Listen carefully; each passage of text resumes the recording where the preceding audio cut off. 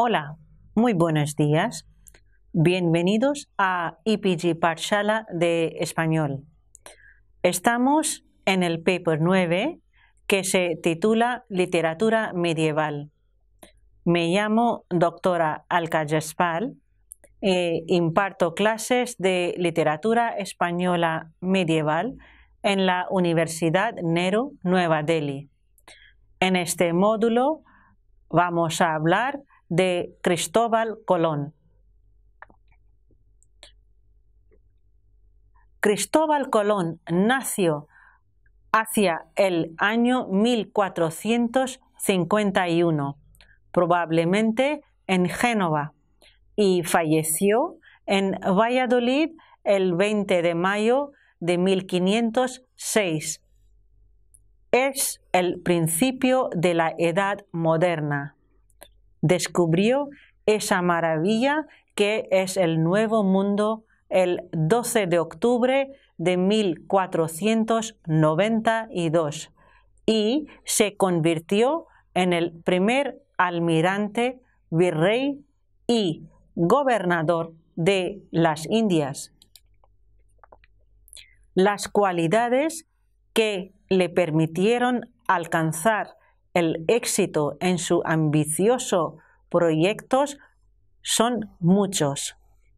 Su afán descubridor y de mejora, estimulado por su humilde origen social, afán de saber y su inquietud por el estudio, gran experiencia como navegante, constancia y habilidad como negociador, carácter emprendedor, tenaz y perseverante ante la adversidad.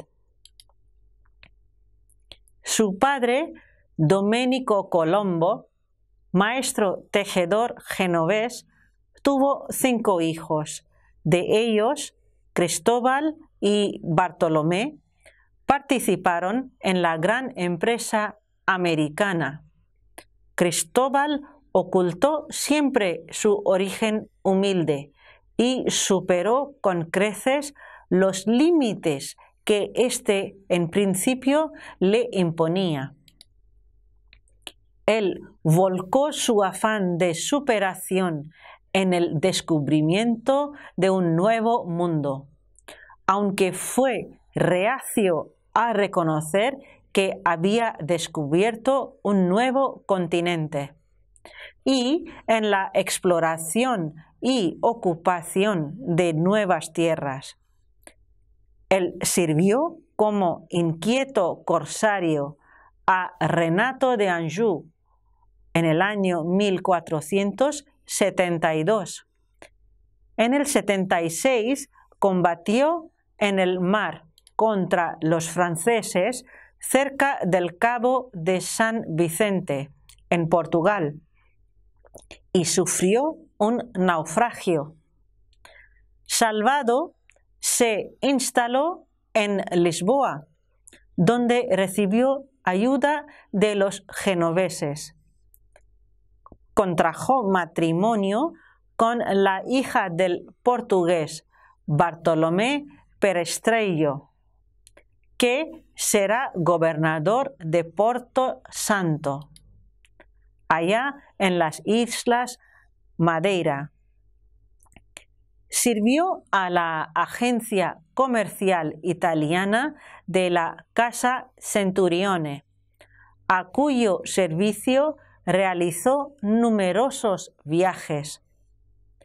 Al fracasar en su intento de convencer al rey Juan II de Portugal para surcar la mar Océana por occidente, en 1485 se trasladó a Castilla, en España. Fue un marinero apasionado por el estudio. Aprendió algo de latín, le gustaba escribir, escribió mucho, 93 densos y extensos escritos. se conservan pocos documentos autógrafos. Entre ellos hay 18 en el archivo de la Casa de Alba, en Madrid, 16 en el Archivo General de Indias, en Sevilla, 3 están en el Palacio Municipal de Génova, 2 en Biblioteca de la Real Academia Española de la Historia, en Madrid, y 2 están en el Archivo Histórico Nacional de Madrid, y el último está en el Archivo General de Simancas de Valladolid.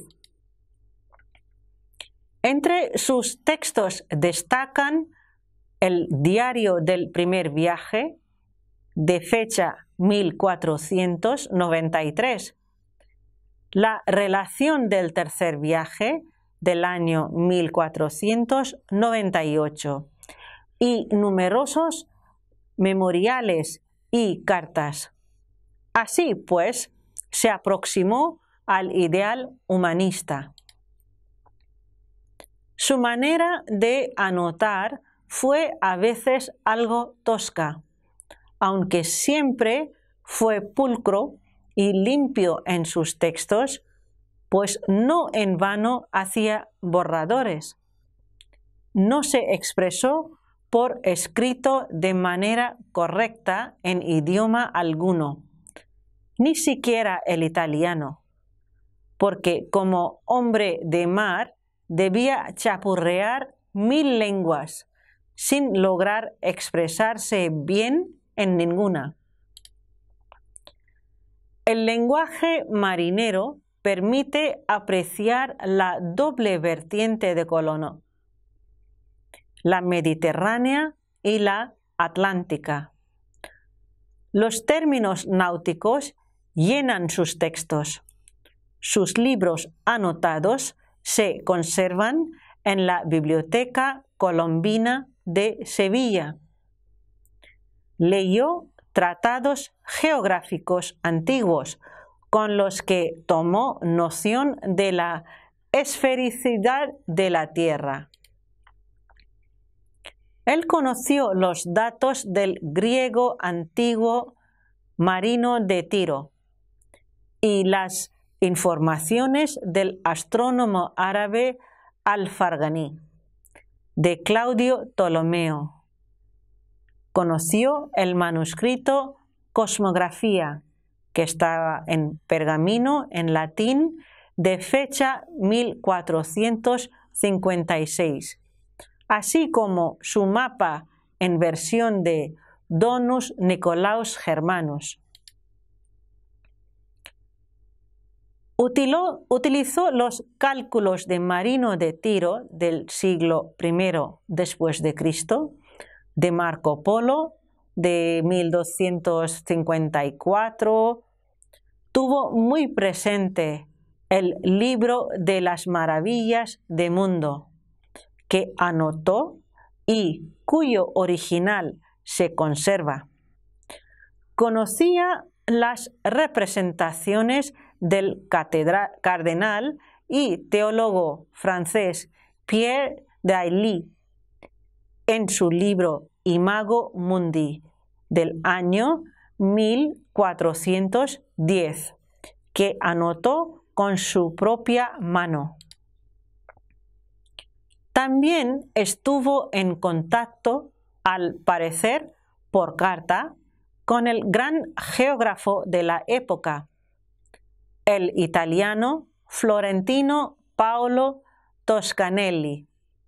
De este se conserva un planisferio del año 1457 y una carta de fecha 1474 que envió a Fernando Martín, canónigo de Lisboa. En esta carta le exponía la posibilidad de llegar a Oriente navegando directamente por el Atlántico o hacia el occidente. No obstante, no es seguro que Colón tuviese dicha carta en sus manos. Colón conoció la corte de Portugal, que a través de la Escuela Náutica de Sardes como foco de descubrimiento, estaba empleada a fondo en las exploraciones marinas. Colón viajó a las Islas Madeira, a Guinea y quizás a Islandia. Ello le permitió conocer bien los vientos y corrientes oceánicas. Tuvo una formación mucho más rica de lo que alguno pudiera pensar. Fue un hombre de síntesis de toda una vida marinera, observador, intuitivo y práctico. Al descubrir América, era hombre maduro, curtido en 1000 viajes. A lo anterior se añade también la necesidad. En efecto, Colón decidió encontrar otro camino para llegar a la India, pues en el año 1453 Constantinopla había caído en manos de los turcos, que dominaban el mar Mediterráneo y cortaban las comunicaciones con Oriente. Entonces, Colón lo hizo navegando directamente hacia costa oriental de Asia, en dirección al oeste. Colón era la persona más preparada para ello, y la reina Isabel I de Castilla le apoyó abiertamente.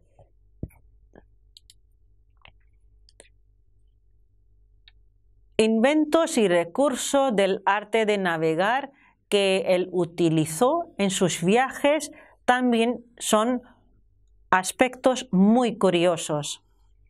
El primero es el astrolabio, que era el instrumento más antiguo del siglo X. Medía la altura del Sol y la estrella polar sobre el horizonte. No dejó de perfeccionarse y se completó con el cuadrante. La ampolleta se conoce también como reloj de arena. Se utilizó para medir pequeños intervalos de tiempo de 30 minutos. Con ella se calculaba la distancia navegada. El cuadrante náutico hallaba la situación geográfica del buque. Señalaba en la escala graduada una cifra que indicaba la altura sobre el horizonte. La ballestilla o arbalestría se utilizaba para medir la altura de la estrella polar u otro astro sin otro cálculo sobre el horizonte del mar. Se comienza a usar este en el siglo XIV. Las cartas náuticas eran una representación a escala de aguas navegables y regiones terrestres adjuntas. A la carta de navegar primitiva se llama portulano. El mapa mundi de Ptolomeo del año 160 después de Cristo se difundió junto a su geografía a partir del año 1475, influyendo mucho el pensamiento de Colón. daba a entender que la parte desconocida de la Tierra era igual a la parte conocida. La brújula, compás magnético o aguja de marear, era un instrumento que servía de rumbo u orientación. Tenía su fundamento en la propiedad de las agujas magnetizadas. Permitía seguir el rumbo incluso cuando la estrella polar no era visible. Señalaba el norte magnético y no el polo real. El globo terráqueo de Martin Behaim reunía todas las informaciones cartográficas conocidas en el siglo XV. Ello demuestra que en la época no se dudaba de la esfericidad de la Tierra. La esfera armilar, atribuida a Eratóstenes de Cirene del siglo III a.C., representaba la Tierra en el centro del universo y estuvo en vigor hasta el siglo XVIII. El reloj del Sol portátil tenía una gran precisión, con el único inconveniente, y no era poco, de no señalar la hora durante la noche. A menudo tenía un papel ornamental. El octante o sextante medía ángulos. El compás de cartear fue imprescindible desde el siglo XIII.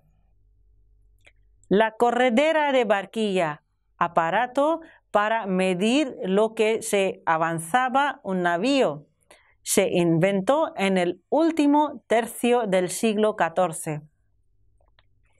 La gran innovación de la época fue obra de los portugueses, el cálculo de la latitud de un punto de la Tierra. Se desarrolla la carabela, la nao y la carraca para navegar en aguas oceánicas sin remos, con borda alta, mucha capacidad de bodega y aprovechando el viento. Como no hay que sobreestimar los instrumentos de navegación, se puede decir que navegar era más un arte que una ciencia. Los pilotos practicaban la estima y se fiaban de su experiencia. Colón combinó la vela cuadrada en el trinquete y palo mayor con la vela latina o triangular que permitía ceñir el viento. En el palo mesana, su primer viaje sustituyó las velas latinas de la Niña por velas cuadras en las Canarias, al suponer que tendría el alisio a favor. En el año 1484, Colón ofreció su proyecto al rey Juan II de Portugal, quien lo rechazó, junto con sus expertos. La historia demostró el error de estos. Probó suerte en Castilla y, apoyado por la mediación del fray Juan Pérez, prior franciscano del monasterio de la Rábida, en Huelva, el cosmógrafo fray Antonio de Marchena, el duque de Medina Sidonia y el conde de Medinaceli, que le presentaron a los reyes católicos. En el año 87, tras un dictamen negativo de la Junta de Expertos, estos rechazaron su proyecto por inviable. A ello se sumaron las desmedidas exigencias de Colón y la empresa de la Guerra de Granada. Tras 8 años de espera, al fin la reina Isabel aprobó el proyecto, apoyada por el tesorero regio Luis de Santángel. La Guerra de Granada ya había terminado en el enero del año 1492. La buena reina otorgó las capitulaciones de Santa Fe, que concedían a Colón importantes privilegios honoríficos de gobierno y económicos para premiar su arriesgadísima empresa. Colón supo rodearse de buenos colaboradores, como los hermanos Pinzones. Martín Alonso dio consejos decisivos a Colón y Vicente Yáñez, y también el famoso navegante Juan de la Cosa. Partió para el primer viaje en el año 1492, el día 3 de agosto. Parte con la nao Santa María y las carabelas La Pinta y La Niña. Lleva 90 tripulantes, contra la opinión de todos los marinos de su época. Navegó hasta Canarias y luego hacia el oeste, alcanzando en 33 días la isla de Guananí, San Salvador. No satisfecho con el éxito, realizará 3 viajes más para continuar la exploración. El segundo viaje empieza el 25 de septiembre del 93 y llega el 10 de marzo del año 1496. Llegó a Cuba, Jamaica y Puerto Rico y fundó la ciudad de La Isabela. Tuvo sus primeros problemas. 2 años permanece Colón en la corte intentando recuperar la confianza de los reyes católicos, pues había sido acusado de mal gobierno. El tercer viaje empieza en el mes de mayo y empieza en el 30 de mayo del año 98 y termina ya en el mes de septiembre del año 1500. En este viaje descubrió Trinidad y llegó a tierra firme en la península de Paria, en la desembocadura del Orinoco. Poco después, Francisco de Bobadilla, en nombre de la reina Isabel, enviará a Cristóbal Colón y a su hermano Bartolomé presos a Castilla debido a los disturbios originados en La Española, su barco. El cuarto viaje ya emprende en el año 1502 y termina el viaje en el año 4. Acompaña a Colón su hijo Hernando. Fue el viaje de desengaño. Atravesó penalidades durante un año. Le salvó el valor de Diego Méndez. Recorrió la costa Centroamérica de las actuales Honduras, Nicaragua, Costa Rica y la costa del Istmo de Panamá. Llegará a España maltrecho. La reina Isabel, la del buen gobierno y santa vida, fallecerá en noviembre. Colón descubrió América sin saberlo, como consecuencia de su intuición, constancia y fuerza de voluntad. Se debió a su perseverancia y a sus grandes dotes de marinero y sus notables conocimientos geográficos.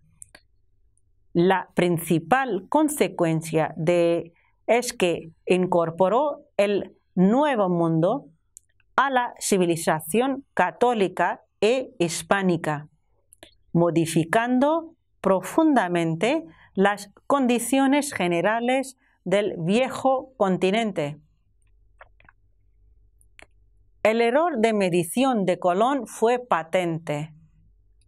Calculó 4.500 kilómetros entre Canarias y Zipango, el Japón actual, al considerar que el diámetro terrestre era de 30.000 kilómetros. En realidad, la distancia era 22.500 kilómetros y el diámetro de 40.000 kilómetros. En estos 22.500 kilómetros se encontraba todo un nuevo continente. Para comprender la actitud de Colón, es importante su experiencia africana, el mundo de lo imaginario. En el descubrimiento colombino no hay casualidades, sino que todo es fruto de la ciencia, la experiencia, la intuición y la preparación marinera de Colón, de su personalidad, cualidades y virtudes.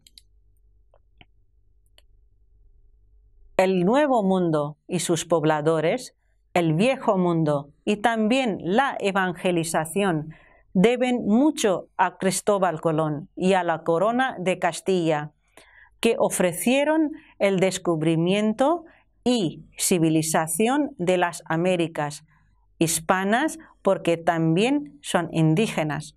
Muchas gracias.